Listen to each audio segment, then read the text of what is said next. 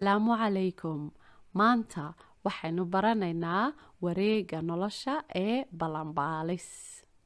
Balanbaalistu waxay ka mid tahay cayayaanka ugu quruxda badan adduunka. Balanbaalistu waxa ay leedahay 4 baal oo khafiifa.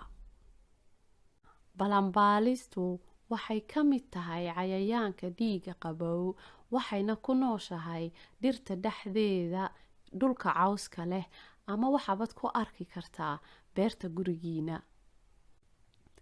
Balanbaalistu si ay u taranto waxay soo martaa wax la yiraahdo wareegga nolosha ee balanbaalis, kaasoo ka kooban 4 qaybood.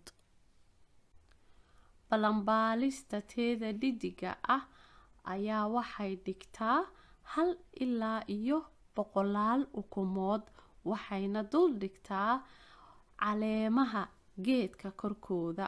Ukumahaas waa kuwo aad u yaryar, waxaana ka dhex biqla diir ama dirxi 3 ilaa iyo 6 maalmood gudahooda.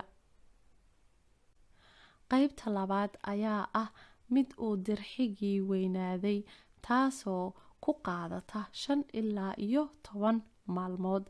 Dirxiyaha qaarkood ayaa xuub siibta 4 jeer marka ay qaybtan ku jiraan, waxaana sababay koritaankooda degdega ah.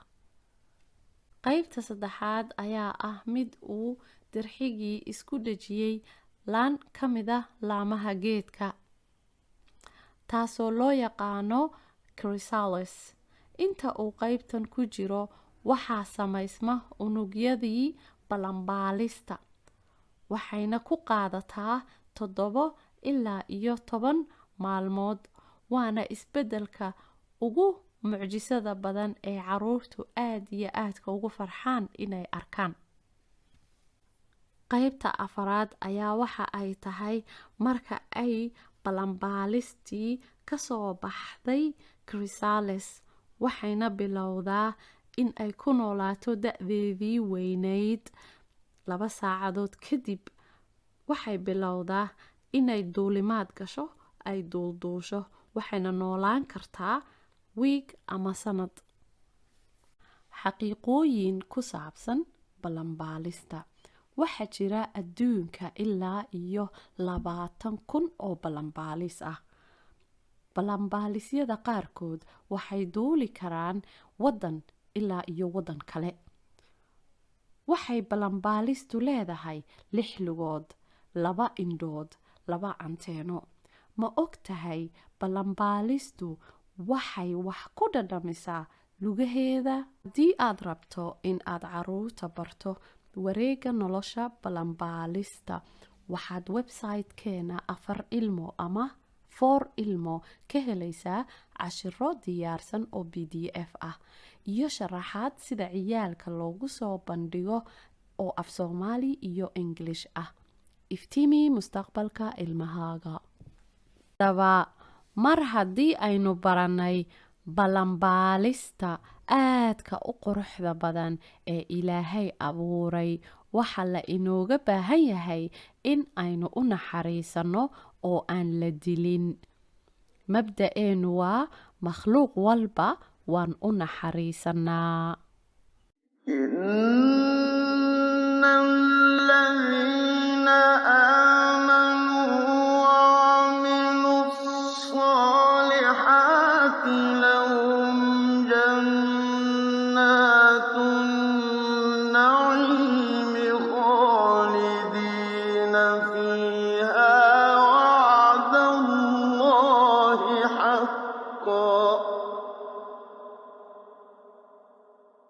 وهو العزيز الحكيم.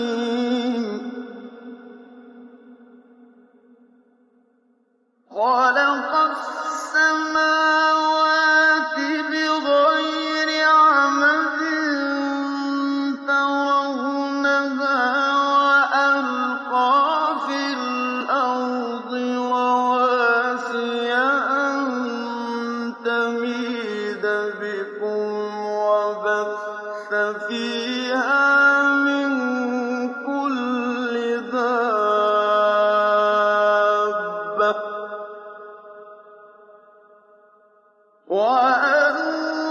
وأنزلنا من السماء ماء